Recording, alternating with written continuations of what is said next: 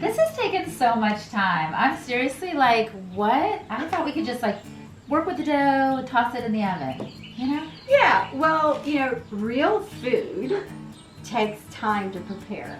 Hey, Hilda here. I bring you experts, experiences, and epic adventures to boost your health. Today I am at my friend's home, my lady farmer friends, Mary and Emma Kingsley, and they're going to show us how to make sourdough bread. I'm making a baby loaf. Please close up on That this. is a really baby loaf. You guys, this has been on my to-do list for the longest time. I love sourdough bread. I love that it's fermented, it's easier to digest, and the nutrients are more bioavailable. So I thought you might like a little tutorial from friends of mine so I could learn at the same time. So let's check it out. You do that. Let it rise, let it rise. I need my band behind me actually.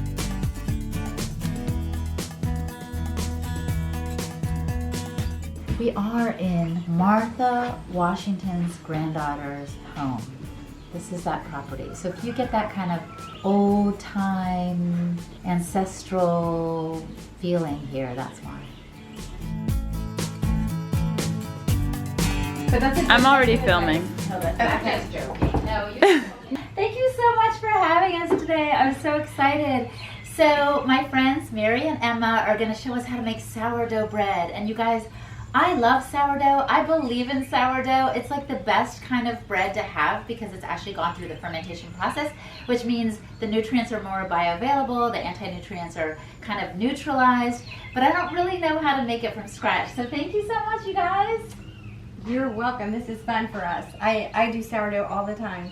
I've admittedly only recently started, but now I do quite a bit. And I don't only make bread, but I've made cinnamon rolls, cookies, crumpets. There's all kinds of things you can make. Are we gonna make those things today? Well, I did make up some sourdough cracker dough. If we have a chance, I'll demonstrate that as well. Okay. So what are we gonna do? What are we gonna start Okay, with first today? of all, we're going to set up the batter. This is an old book I had in the 70s when I was a hippie. And When you were. it's just got so many great recipes in it. Look, it's like it's falling apart. But I adapted a little bit to my needs. I'm never one to follow a recipe exactly. That's why it's a little frustrating for people who say, how do you do this? And I go, well, So we'll do a little bit of that today. But just keep in mind that sourdough baking has been happening for thousands and thousands of years. And there are many different ways to do it. And a lot of different things work. Mm-hmm. And it also can depend on like where you are and your climate and the type of flour that you're using. So you really have to experiment a lot, and it's a lot of trial and error. So it's definitely something that you need some patience for, but it's totally worth it. People have so many different theories on, how to do it and how to treat your sourdough. But I guess we would actually begin with taking a peek at our sourdough starter. This starter I got from a neighbor whose mother had started it years and years before. So this sourdough actually originates back about, at least 20 years. Interesting. Yeah, and you keep adding to it and it grows and grows and you share. Can I smell it? Absolutely. Sourdoughy. Yeah. Definitely. But I have a question. Can you make sourdough bread without a starter? Or without like a passed down starter? Can you make a starter? Absolutely, yes. Yes, you can. It's about... That's probably the trickiest part.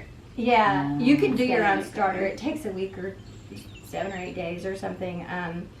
But you can do it, and there's ways to do it, and there's instructions all over the internet, and probably some of them conflict, but you definitely can make your own But starter. better yet, find friends Yes. who can give you the starter to get you on your way. Yeah. Yes, it sort of gives the bread a story. Yeah. And it's a very community thing, neighborly, fun thing. Like, everybody has troubles now and then, where there's sourdough, something happens, they go on vacation, they come back, it's not working, or, one time it was a warm summertime, I left mine out on the counter too long and it got yucky. And I just called my friend up. She has the same starter from the same original batch, and she just gave me a little bit. And yeah, we trade around like that all the time. Oh, that's so It's neat. fun. It just gives a sense of connection. Absolutely. And I started baking bread back when I was like, young person, probably had my own place for the first time, and I started making bread, and I knew that it was fun and it felt good, and I was just for thinking, I wonder why this feels so satisfying.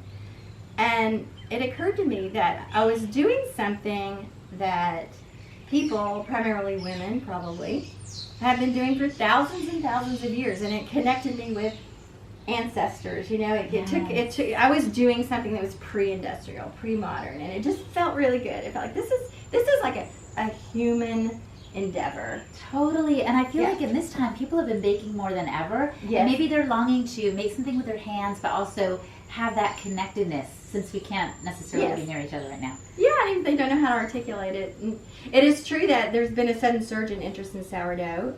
People can't find yeast in the store. Mm-hmm. And we've had a lot of requests about, where can you get sourdough and how do you do it and all that. And people are home for a long amount of time, which is another part of it, because it's kind of a multiple step. What did someone say the other day? It's not like it takes a long time, but it's like time. You have to be home. I don't know. You need to be Time home. intense. Yeah. You have to be focused. This might be hard for me if you have to be focused. You have to focus for small, like little spurts. Yeah, you'll see. Okay, so you do something and then you leave it, and then you do something and then you leave And it. the And so steps- it's actually good if you're like, I'm all over the place, scatterbrained, and it's like really fun. Okay, cool. All right, the first thing I'm going to talk about is feeding your starter. As you use it and it's, the amount goes down, you'll want to replenish it. And it's best to give it a little time after you fed it before you use it. But honestly, many times I'll just feed it and use it immediately. I don't think there's a really strict rule in my book. Some people might disagree, but anyway. So it's like a little pet that you have to take care of. It is, kind of. It's a living thing. It's like just loaded with living organisms. I just feel like And they need to be fed. my pet died one time. That happens. Right. It happens. So what I do, and like I said, you're going to find a lot of different ways of doing this. Mhm. I just, if it needs a little pick-me-up, it hasn't been done in a while, I'll just feed it with equal parts of flour and water. So I'm going to do 1/2 cup right now. 1/2 cup flour. Mhm. Thank you. 1/2 cup water. Stir it up. And you will see that, it will happily start bubbling, and then you'll know it's good. It's liking it. Mm-hmm. And my personal preference is that it be about the consistency of pancake batter. That's the way I like to use it. A lot of people like it, less liquid. Some people even have like kind of a little solid brick sourdough thing, but this is what I do. And you start with equal amounts. But if I think this is a little tiny bit on the liquidy side, so I'm going to just add a little more flour to thicken it up a tiny bit. And this is just all, kind of intuitive. Right. There's And nothing. what kind of flour are you using? I'm using einkorn flour. Ah, that's an Yeah. ancient grain, right? Yes, they say it's the original species of grain, like back when the humans first started growing grain. They say it's the original species. Now, I don't know how they know that, but that's what they say. Right. And the value of baking with einkorn nowadays is that it's a simpler plant. It hasn't been genetically modified. It hasn't been hybridized. So it's a lot easier for the human digestive system to assimilate. And it's more nutrient dense because the nutrients have not been bred out over time. As we've moved into an industrialized food system where yield takes precedence over nutritional value, unfortunately, our grain products have become less and less nutrient dense and harder to digest. It's the whole thing. It's our philosophy about eating. We feel like we're getting a good deal if we get quantity instead of quality. If you go to a fine dining restaurant, often the portions are so small, you're like, hey, am I getting what I paid for? Absolutely, because it's quality over quantity. Yes. So that's what I hear you saying with the einkorn. I get it. Yeah, and I like to think in terms of nutrient availability and nutrient density versus, like you said, quantity, weight, and so forth. So, can I stir? You may, and feel I'm it. making sourdough. sourdough bread with einkorn wheat. Yeah, so you can feel that consistency. Does that feel to you like pancake batter? It feels perfect. Yeah, that's right about right. And then the more it grows, the more you can not only use, but then save for later, right? Yes. And you can share it. That's part of how you share the Yes. starter, correct? And if I want to make more, if mine's running low, I just feed it more or less or whatever I feel like I need. Mm-hmm. Now, when you have it sitting in your refrigerator on your counter for a while, it's going to form this kind of clear liquid on top, or kind of a brownish liquid. You can just pour that off. It's harmless, but just pour it off, and this battery part is what you want to use. Some people actually will take a cup of starter to feed it and then dump the rest because they want to keep all the proportions equal. I don't do that. I've never done that. That's in the interest of keeping everything all balanced. But I find if I stick to this rule of the pancake batter consistency, that it works fine. You see a lot of articles like, what do you do with your your sourdough waste? And I don't have any because I don't dump it out. I just keep doing the flour and water until it's the right consistency and we're good to go. But I do pour off that liquid that forms on top.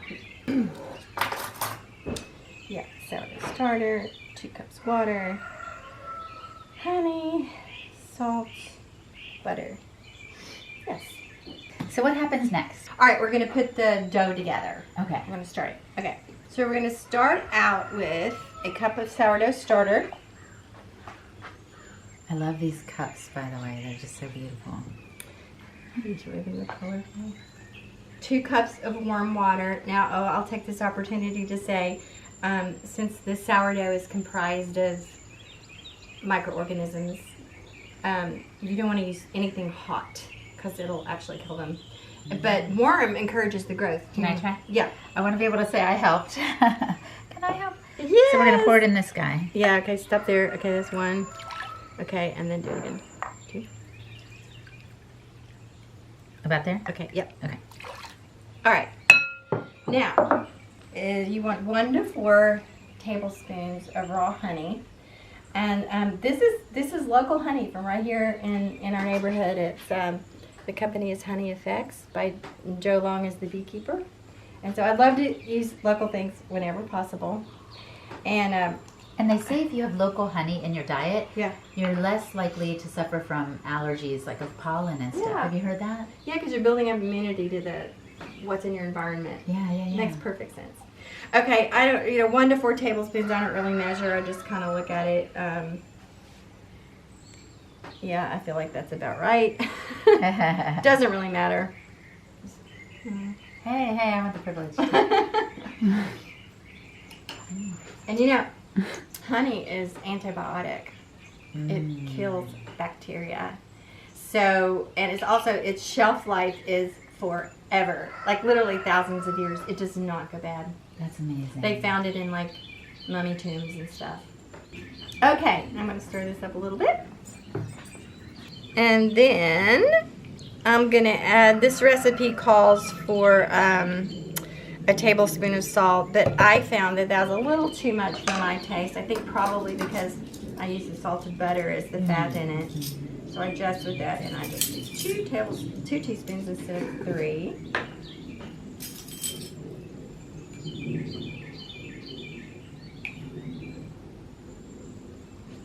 Okay. And I melted, it calls for a half cup of unrefined oil. I prefer to use grass-fed butter. I think the flavor's like really nice, and it just adds nutrition to the bread. How many loaves do you think you've made in your lifetime? Oh my gosh, I couldn't begin to guess. I don't know. I'm guessing I've made like 1. I don't know. I'm sure I've made hundreds. Yeah, at least 100. I'm guess. guessing. I don't know. It's hard to say. All right, I'm stirring this up.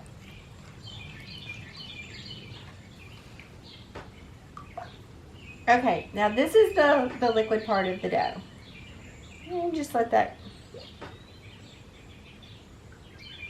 kind of integrate itself for a minute. The honey is actually feeding the sourdough. It's activating it because the sourdough eats sugar. And so if you just let this sit a minute, it'll get it going so that when you add the flour, it'll be really, really doing its thing. So we'll leave that for 5 minutes or so. So, how's it going, guys? It's going good. The batter is now ready to add, well, not batter, the dough. The liquid part of the dough is now ready to add the flour. Now, does it matter if people are using einkorn or not? What's specific about einkorn besides the wonderful benefits you told me? Yes. What were you saying? I have found that when I use einkorn, I end up needing to add more water as I go because it's drier or sucks up more water or something. I don't know exactly the science, but the dough is very sticky and it's harder to work with, and just adding a little bit more water and a little bit more flour when you get to that phase, to the kneading phase, adding more flour on top so it's not so sticky. I think the key is feeling confident enough to adjust. If it's too sticky, you can always add a little more flour. If it's too dense, add a little more water. Just keep working with it, and once you've made bread a few times, you'll get to know that, like, when it's right. I just thought of a joke. What? Why did the sourdough guy have to repeat a grade? Because he was too dense. Right? That's good, Hilda. Thanks. I just made that up. These things just come to me. It's amazing. All right, let's go on. Okay, so the recipe calls for 6 cups of whole wheat flour. I'm using einkorn flour. It's probably going to take less. But I'm going to have to work with it. And I don't even have, that measuring cup has water in it. So I'm just going to start, putting water in. Flour. Flour in. And, that's about 2/3 of a cup or whatever. I love your measurements. I know. This it's is the way I do it. awesome. And then you just start stirring, and then you'll want to add more. And now my spoon's wet, so I'm going to have to, do this. I know this is some of you beggars out there are going, oh my God, look what she's doing. But like I said, I feel like as we get more confident, we'll be able to improvise more like you're doing. We might need to stick more to the recipe when we're just starting out, right? Sure, but like I said, I go for consistency is everything. Like if I only added 4 cups and it was really thick and the recipe said add 2 more cups of flour, that would ruin it. So you just got to trust that, and like Emma was saying, the weather, your climate, so many things, is I don't know if hard or soft water has anything to do with it or not, but all these things, contribute. So you just keep adding the flour. You know what's coming to mind right now as you were talking about our environment? San Francisco sourdough has a rep. Do you know why? It's because of the microbes there, something in the air.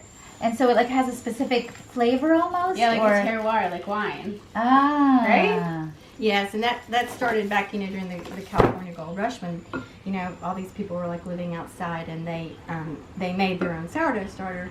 So they were collecting the local microbes, and it had a distinct flavor because of where it is, and salt air or whatever. Oh, and so that's San Francisco got famous for sourdough because it was a kind of a staple during the Gold Rush.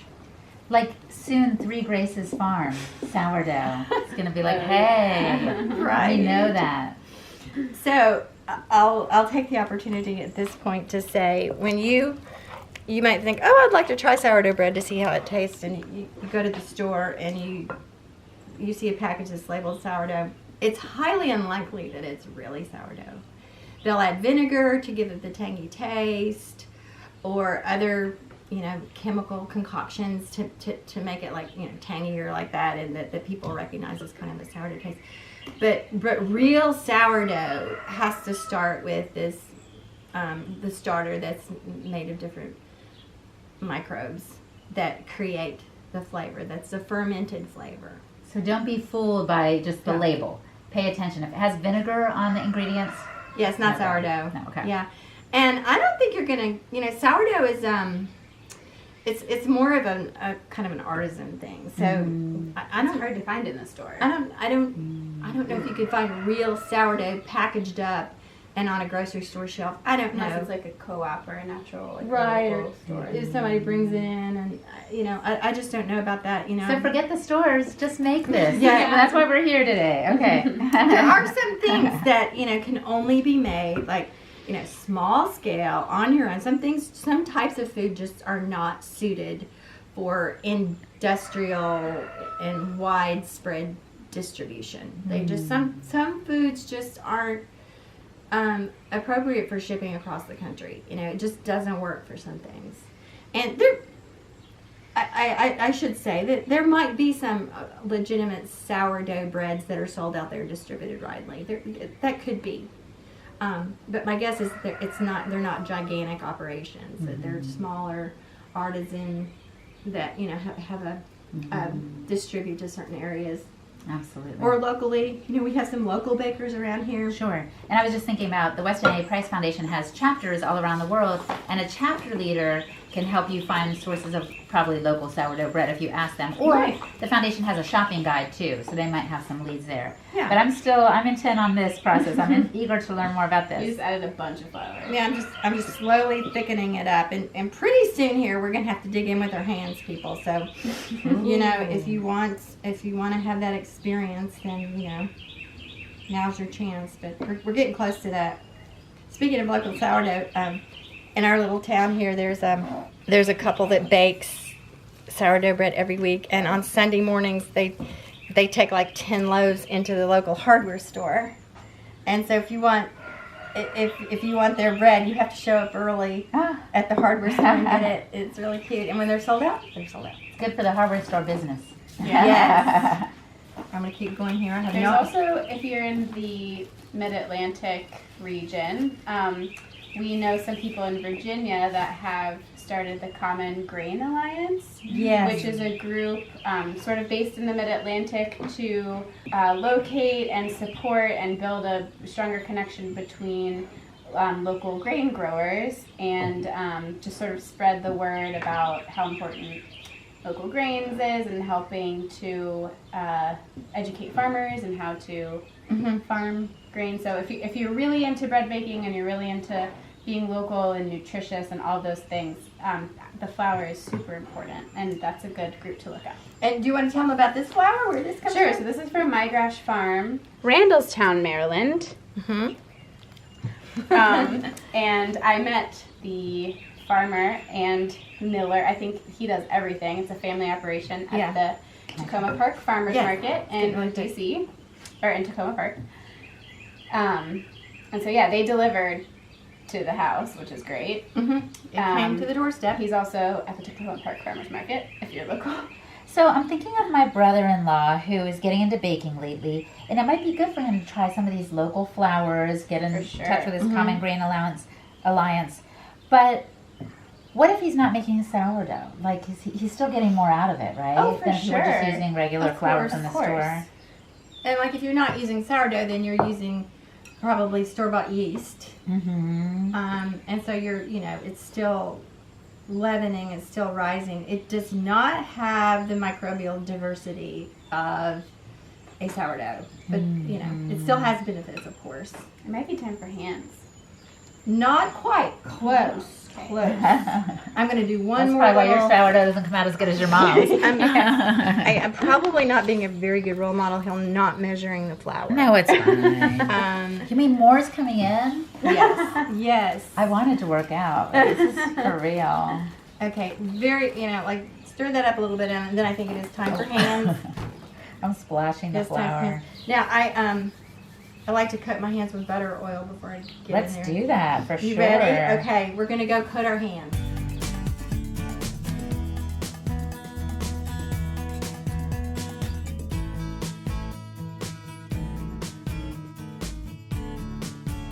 But all right, so now we're to the point where there's so much flour in there, a spoon's not working anymore. So we oiled our hands with coconut oil, and we're gonna get in here and just mix it up. Mix it up, and you turn it over and over, and then push with the heel of your hand. Okay. It's kind of a technique. And then as you go, you're going to see what's still stuck in the bowl there and just pick it up and dig it out. And we want the bowl, ideally the bowl will come clean when it's when it's all assimilated, but einkorn flour doesn't do that as readily as other flours do. So we just do the best we can. Okay, go for it, Hilda. So kind of turn the whole thing over on its back, and then fold the sides over. Now it's really... It feels so good. Yeah. And I love that sourdough smell. It's really beginning to take on the texture that you want. Can you feel that, how it's sort of coming together? Yes. And it almost lifted up the bowl. Then it reaches a point where it begins to get sticky again, at which point I'm going to add a little more flour. Yeah, I feel like it's getting sticky again. Okay, I'm just going to add a little little more. It's like peanut butter or something right now, almost. You want it to get it. You're going to move it through that sticky phase. Okay. Just do the same thing. This does feel really satisfying. It's a wonderful texture. What you're going for is for it to feel like a baby's bottom. And I was just thinking about how you said you sometimes get texts from people and questions like, is my starter okay? Yeah. How can we kind of relax into this process more, Mary? Well, just keep in mind that people have been doing this for a really long time. And you know people do it all different ways. And just follow a few guidelines. Follow your instincts. And you're not going to go too wrong. Worst case scenario, it doesn't turn out. Sure, I've had plenty of loaves of bread that I just didn't go well. And, you know, I compost it or give it to the chickens. No big deal. It doesn't happen that often. It does happen. But just let yourself go and play with it. Just play. I guess that's the bottom line. Just be willing to play. So I can kind of start tossing this around? Yeah. That's looking really good, Hilda. I like how it feels. It's a delightful feel. And then when the bowl feels too constricting, we'll put it on this, and we'll have even more. I don't like to put it on this when it's too sticky because it just makes a big mess. You feel it and see what you think. Okay, this is going along really, really well. Okay, so now what I'm going to do. Okay, on this side, I'm going to put a little bit of flour on the board. And now I'm going to this is kind of like the final thing. Make sort of like a neat little ball out of it. It does look like a baby's bottom. Yeah, feel it. Isn't that great? And it even has like a sound, like a timbre. When it's good. This is a good dough. It's such a good dough. It's perfect. Oh, here, rub it with the flour like that. That's perfect. Okay, now I'm going to get a clean bowl. Okay, and while you do that, I'm making a baby loaf. Please close up on That this. is a really baby loaf. I'm just being stupid. What I've done now, I'm going to get a clean bowl. Okay. And I'm going to just lift this up and place it in. Yeah, and then we will cover it up and let it rise. I know a song called Let It Rise. Do you want me to sing it? Let it rise, yeah. You do that. Let it rise, let it rise. I need my band behind me, actually. How long do you wait? Okay, good question. I would let this rise at least 8 to 12 hours. Like it's a good thing to do it overnight, and you know, like in the evening or you know in the afternoon or something, and then go for it the next morning. The reason is you're giving the sourdough, the microbes, more of the time to pre-digest all of those components that are typically kind of hard on the human digestive system. So you don't want to hurry this step. It is not something to hurry. Now, you know, you can buy the commercial yeast that say, oh, it only has to rise 1 hour, or, you know, or 2 or 3 or whatever, and that's okay. You're just missing an opportunity to increase the bioavailability of the nutrients in the bread. And the combination of using the ancient wheat and the sourdough method, where you're letting it have a slow fermentation and a slow rise, you're really amping up the food value of this bread. Now, I let mine rise for a full 36 hours. Oh, and there's nothing wrong with waiting longer. No, it just keeps fermenting, keeps fermenting. It will increase the tanginess of the flavor. Nice. So you can experiment with it and see where, okay, that's tangy enough. Then, you can back up on the rise time. But I would give it at least, just start out with 8 to 12 hours. Okay. And 24 hours is good too. After that, it's just a matter of taste. And then that works, that 36-hour rise works well with this recipe because this, we put the honey in. So the sourdough has plenty to feed on during that time. If you used a recipe with that didn't have any added sugar or anything, it might not go that long. It might rise to a point and then start deflating because the sourdough had already eaten all the goodies. So every now and then, over those 8 or 12 hours, you might take a peek, see how it's doing. Yes. In fact, I would put this in like the night before, and then in the morning I would punch it down. Punch it down again and let it start over. You can let it do that 2 or 3 times during the time period. Just whatever. Punching kind of wakes it up. Yeah. In some ways, I mean. Yes, and I can demonstrate punching down because I have a. Oh, let's punch down. Okay. I have some aggression I need to get out. Okay, we're gonna punch down. Okay, let me just start talking and then okay. Are we punching or dividing? No, I don't know. Both. Okay. Okay. So this has been rising for a few hours, and it's ready to divide and make into loaves to bake. Okay. So this is what you do. You punch it down and get it out of the bowl. Make sure you have some flour on your board here. Oh, my baby. I might need a little more flour. I was thinking a moment ago about how I was joking about having aggression and needing to get out, although maybe I do have some. But you actually need to think about what intention you're putting into your food a little bit too, right? Or am I getting too woo-woo? Like, in other words, don't be like, I hate this person. Like, that's kind of putting bad vibes into your sourdough bread. Can totally, the way you're feeling, when you're doing this, I think it totally, you're putting love and care and attention into the food. Well, I'm just Not as much reducing. punching as I thought. Yeah. Okay. Now, all right. So now it's, it's punched down. It's reduced. Now we're going to divide it into loaves that can yet rise again to bake. All right. Now. So let's divide it into 2. Emma, can you run get me a knife? Yeah. The baby Is loaf. that our baby loaf? Maybe you need to name your knives. Like, this is Mr. Yeah. Big Stuff. Okay, I'm just literally splitting the dough in half because this recipe makes 2 loaves. Okay. All right, now I'm gonna do. Yeah, let's play with it. I'm gonna do what's called boule. Boule. Is that French for ball? I think so. Yeah. So I like that. You know why? Because it's less stuff to wash later. So you don't want this sticking to the board. Got it. If it's sticking to the board, then you just need more flour. Okay. And just, I've always felt like I'm a person that's not good at making things with my hands. But maybe I've, told myself that too much. It's a maybe story. I need to just try, right? It's just a story. Yeah, it's a story that's not serving me. Right. So just fold it over and over and then make kind of a little ball. And then sort of shape it with your hands. And then you're going to drop it like this. This is to get the kind of air pockets out of it.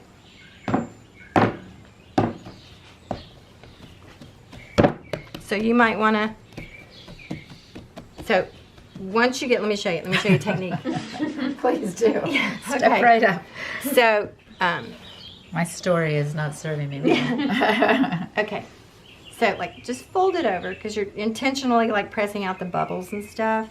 So like a little package like that. And then when you turn it over, you've already got kind of a little shape. And then you just sort of do this, do this. And then you can start dropping it. I was dropping it too soon. Well, you were kind of doing this. Yeah, I see. Yeah, so just, it feels really good to kind of make that little. Like a baby bottom. Yeah. Yeah. Am I doing it right? Yes. Okay. Okay, see, we want to get these out. So you press them out. Press them out through the heel of your hand. Mm-hmm. Fold, press, fold over again. Press those out. And now you begin to shape it. Let's see. It's like you want the smoothness.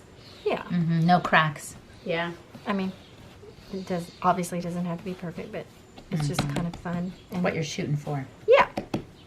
And it's just, yeah. So see, and then you sort of do this. Mm-hmm. It's very soft. It's like Play-Doh, malleable. That's beautiful. Do you want to just feel that and kind of get the feel of it a little bit? Mm. Isn't that beautiful? It's beautiful. Okay, now we're going to put it on a tray and let it rise for the bake.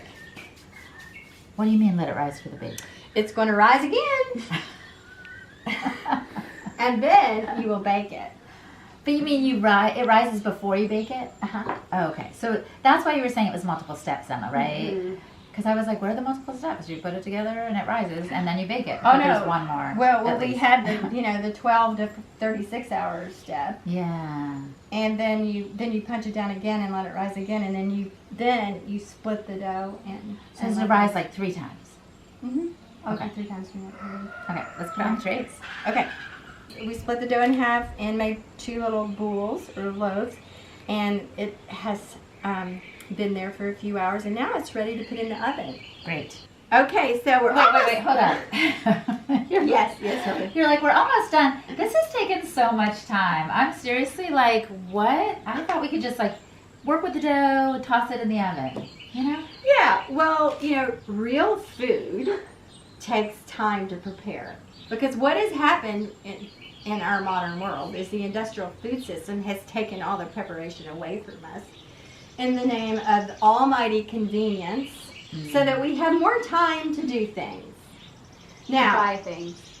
yeah, so, and what do we do with that time that we have gained when we don't have to prepare our food? What do you do with your extra time that you're not using to make your bread? Because you can just go to the supermarket and you can buy that bread that's been shipped thousands of miles, wrapped in plastic, and sitting on the shelf for weeks. So what are you doing with your extra time? Well, it's not leisure time. I'm really just working, actually, Yeah. I think. Does that feel good? I mean, is that what you want? I mean, that's okay. It's everybody's choice. Right. So you see, we don't make time or save time or spend time. All we have is time. But what we get to do is choose what we want to do with it. Wait, I love what you just said. We don't make time. We don't save time. We don't spend time. Yeah. There just is time. And we just choose what we're doing with it. Seriously, Yeah, that's I mean, amazing. When you think about it, we have the same 24 hours a day that our grandparents did and our ancestors. It's the same thing. We just do different things with them. But we've been sold the lie that certain conveniences are going to help us save time so that Yes. we can have more fun, right? It reminds me of this old parable I heard of once where there was this man fishing by the sea in his little boat, and this man came up to him and said, you're just getting out the fish one by one. Why don't you start a company and you can have all these people fishing for you? And he's like, well, then what do I do? And the guy's like, you'd oversee it all. And, and he's like, but then what would I do? And the guy's like, well, you'd make so much money. And he's like, then what would I do? And the guy goes, well, then you could retire. He's like, and then I would be fishing with my little boat. Yeah. Why wait, right? Yeah, that's a really good example.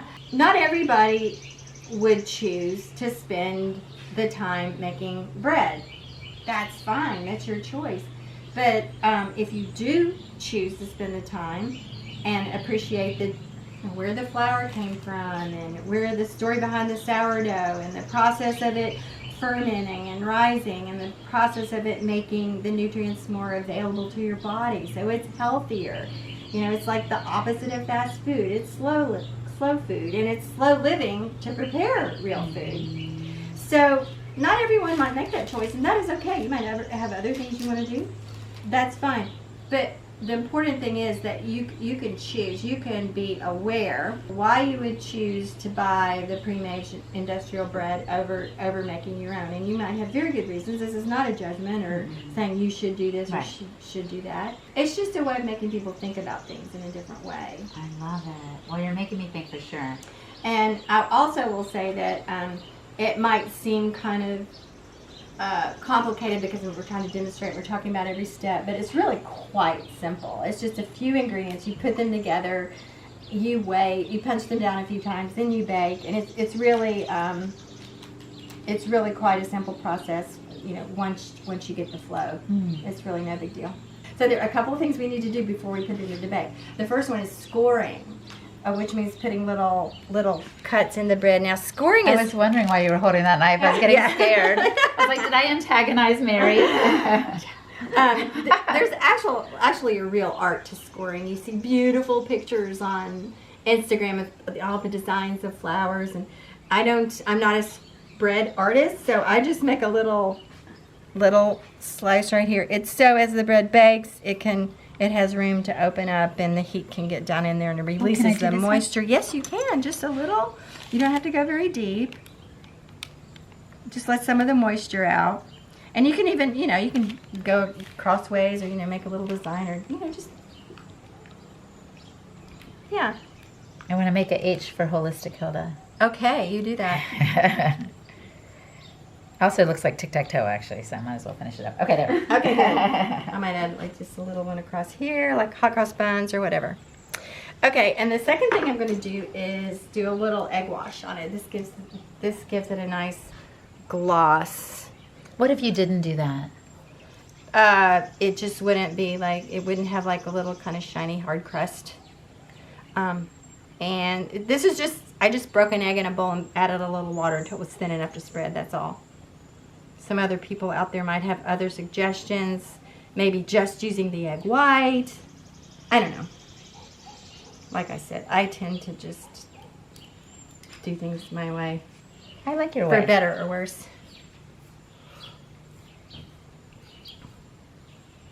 I feel like Michelangelo right now. Yeah. Have you seen pictures on Instagram or whatever? I have. All the beautiful... I have. But I've also been happily encouraged by people posting pictures of their failures, Absolutely. A friend of mine is like, oh, this was my first try, and we still ate it. It didn't always turn out great. Most of the time there's this issue or that, with it, might have got a little too done underneath, or, maybe it wasn't quite brown enough. I mean, there's always some little thing you're always trying to tweak. It's always edible. Always really, really not only edible, but just delicious, It's like whatever it looks like, it's good. So, okay, now we're going to put this in the oven. We're ready. It's baking, Hilda. Are you encouraged? So you preheated the oven, you said. I to did. What temperature? I put it on 375. Mm-hmm. Sometimes I do it 400, 420. I experiment with the different temperatures, actually. This time I put it on 375, which is the lowest I would do it because sometimes the bottom will get like a little too brown. So anyway, I'm gonna put it in here. Put it in the middle. And there you go. How long? Oh, until we start smelling it. Mary doesn't say. What does the book say, your recipe book? I don't know. It's going to be, I would say 35 to 40 minutes. Okay. And then we'll start smelling it. And it's like, it smells like baking bread. And then I'll check it. Uh-huh. And, do a little done test. And it's a little bit of a process deciding when it's ready to come out. Oh. Yeah. So next we're going to have to learn how the done test. Mm-hmm. Okay.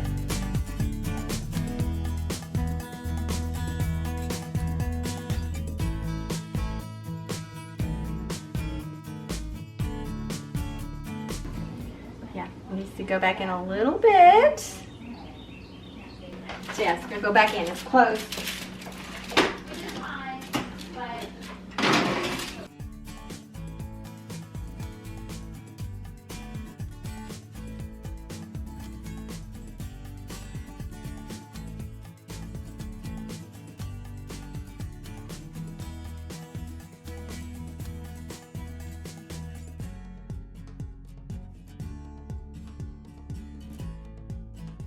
I thought this was so delicious. How did you feel about it, Mary? I thought it came out great. This was the 36-hour ferment, so it was on the tangy side. Did you like the tang? I did like the tang. Did you think it was good, Emma? What did you think? Yeah, it was really yummy. It's a good texture, a little bit, you know, a little bit crunchy, but not too. Some butter. Yeah, we ate it with butter and Pate. because we're all into liver here. Nourishing traditions. It's true. It's true. And this has all been nourishing. As you see, you can see we're a little high from eating all this good food. That's what happens. And that's seriously what happens, right? Am I right? Yeah. Thank you for coming out today and making sourdough bread with us. It was so great. So thank you. I hope you guys enjoyed it too. Thanks for watching. Let me know in the comments below what you thought. And subscribe so you don't miss a thing. Click on the notification bell so you can know whenever I post something. Like, you know, do all the things. And do let me know if you want more tutorials in the future. Love you guys.